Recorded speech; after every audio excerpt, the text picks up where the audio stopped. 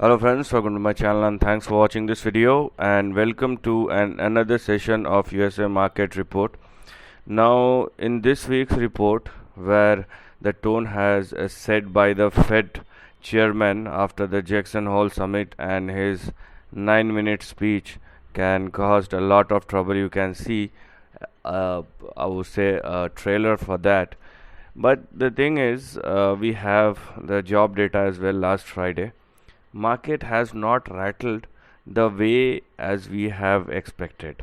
Obviously, the the upside that we have seen last Friday has already been gone, but the market is not going beyond the range. So if you have checked my last week report, I have said that neither I am very bullish nor I am very bearish, even if the index will go down. So we will see whether the previous lows will get violated or not, and that's why I have not thought of going beyond the range, and that has not yet happened as of now. So what lies ahead is the big question. So we will discuss about that. But before that, if you haven't yet subscribed my channel yet, just hit on the subscription button. Also hit on the notification bell along with the all button to get my updated video notification. So let's check out the headlines, important headlines that may have an impact on the stock market. Then we will start analyzing the charts and rest of the things. As you can see, what I was talking about is this move, as you can see on the chart last Friday, where after the job report market went up, then it has crashed 337 points from the previous day's close. So I can't call it as a positive, but because it is not going beyond the range, I can't call it as an extra negative either. Okay, apart from that, now this tension between Europe and Russia, I don't know where does it leads to, but the winter is approaching fast. So talking about something and doing something on the ground, both are different things. And who will suffer at the end after 2 or 3 months? It's the public, it's the general people who is going to suffer, right? So we need to understand that thing. Then again, Gazprom halts gas supply. So I mean, this is a serious issue. This is not a Tom and Jerry cartoon where we have enjoyed it. Time and time again, things are happening and things get halted because people are suffering, and the kind of cost rise that we have seen in the last 1 year, specifically at the European zone, is humongous. It's literally humongous. Apart from that, US payroll rose 315,000 in August as companies keep up hiring pace, which means the US economy is still looking good, and which also means that expect interest rate hike going forward as well. Okay, we will discuss about that when we are going to check out the data and the chart. Apart from that, let's see whether we have, yeah, this is a very famous statement that the Fed must do two things to re-establish. I don't want to go into the entire deep dive into the press release, but Allianz says that the Fed is trying to re-establish their credibility, because in the past we have seen that they are saying something and doing something else. But obviously it is not only the central bank that they have to move in tandem with the current government as well. And because we are very very near to the next election, which is due on November, so we have to see how things will develop going forward. Okay, and how the stock market respond accordingly, because as of now the stock market is not at all reacting negative, that's for sure. Volatility is there, but it is not negative, as you can see. Apart from that, energy CEO calls out Europe's foolish dependence on natural gas. I don't know, these kind of statement, maybe it's good for the long term, but we or people need things right now. And what about that? it's not going to happen overnight. It will take some time. I don't know this dependence. They're talking about dependence on all those things, but by that time the dependence goes away. How much time it will take? People will keep on suffering till date. So those are some long haul issues. It's not about making statements. Obviously, if any company is working, they have to work for the next couple of months and years before the actual thing delivered into the market, or people start using that, whether it will be people friendly or not. That's also something we need to look at. I think this is most of it. So let's go to the market related news, because there are two important things. One is related to energy, another is related to hot economic data still coming out from the US economy, and then it leads to further rise as far as the uh, interest rate is concerned. As you can see, the last Friday's close, Dow Jones down by 337% or 1%. Then NASDAQ down by 154 points or 1.31%, and a cumulative impact on S&P, which is down by 42.59 42.61% down. Gold is up slight a bit. Then oil has reduced. It's trading below $90, so it is a good thing. Then US 10-year yield now trading near 3.2. It's not good. I will discuss about this specifically. Apart from that, natural gas is still trading at $9, and there are enough longs to make this trend sustainable, and we have to see how natural gas will perform in the upcoming months going forward, because in the very near term you cannot just exchange or replace natural gas with some other forms of energy, and that to satisfy everybody's need. Now this table, the treasury yield, I'm always looking at, there are 1 2 3 4 5 6 yields of 6 different tenures, but what I'm focusing on, the 3-month and the 30-year. And if the 3-month yield more than the 30-year yield, then we will have a big problem, because as you can see, the 1-year yield is higher than 2-year, 5-year, 10-year and 30-year. The 2-year yield is higher than 5-year, 10-year and 30-year. The 5-year yield is higher than 10-year, and the 10-year yield is lower than that. But we have seen 1-year and 2-year is higher than 5, 10 and 30, which simply suggests that the uncertainty will stretch up to next 12 months or so, or the next 1 year. This is the simplest indication that we are getting here right now. But as I told you, what I'm literally focusing on is how the 3-month and 30-year bond yield is moving, and if 3-month yield crosses 30-year yield, then it would be a big problem. It will really be a big problem, because which means the uncertainty in the very short term will increase substantially. So keep your eye on that. Apart from that, a new high for USD index or dollar index, which keeps on making market nervous. And it's not only about stock market. Dollar index will have its impact on interest rate, on stock market, on cryptos, on gold. Everything will get impacted, or your bank rates, everything will get impacted. So let's start analyzing the chart with dollar index, as this is the most important thing which you need to look at. And as you can see, it is trading or closed at the highest, and the next stop that we are going to look at, as far as the upper end of the range is concerned, okay, so the next stop that we are going to look at, so here we are. So the next stop will be in between 119 and 121. And if you think it will take time, I don't have any doubt, because the kind of volatility we have in the market, currency moves like stock or any equity. I mean, it can move in next couple of weeks. You will see 119 and 121. Okay, so things will get much more uncertain than one can look or see right now.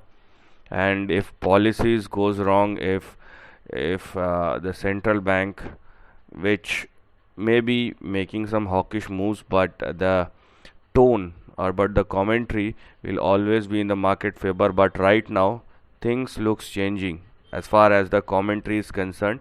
And generally we have seen, as I told you in the first couple of minutes of this video, the trailer we have seen from the 9 minutes speech of Jerome Powell, and it doesn't bother. It looks like he does not bother about the move. He just came and throw some lines, and market crashed like anything. 1,000 points gone in a day. So these kind of moves we have seen. So things can happen in a very sharp manner. So just understand this thing. Apart from that, the most volatile one is going to be the NASDAQ, and if you are looking at the price chart of NASDAQ, it is moving towards the previous low or the recent low, whatever you may want to call it as. As of now, even if I am bearish, even if I think I am bearish, I don't want to go below the previous support or the recent support or the recent low. I will see how the price will behave, and then we will take things forward. So as of now, if you are looking at the NASDAQ composite, what you can see on the downside is 10,887 and 10,568. This is what we can see as far as the lower end of the range is concerned, right? Okay, so this is what we have here. Talking about Dow Jones. Talking about Dow Jones, the moves are similar. As you can see, now the moves are similar, maybe because NASDAQ constitute huge amount of companies, and the highest beta of all is a part of a NASDAQ, not Dow Jones. So maybe Dow Jones falls 1% and NASDAQ falls 1.5 or 2%, but the moves that we can see are similar. So what do we have as far as Dow Jones is concerned is going to be 29,951 and 29,669 as far as Dow Jones is concerned. Now the surprise factor is Brent.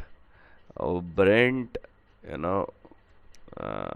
Brent or crude, sorry, WTI crude. Brent is for, yeah. So as you can see, it is now trading at 87, and there was a threat of 130. So this is a staggering kind of fall. 33% gone, 33% premium gone from the top. And there is nothing called supply demand dynamics. It's all about geopolitics and the kind of statements the people are making, or the head of the states are making, can really move the needle as far as the crude oil is concerned. And if you are looking at the price chart of crude, you can clearly see a trend or the range breakdown that has happened.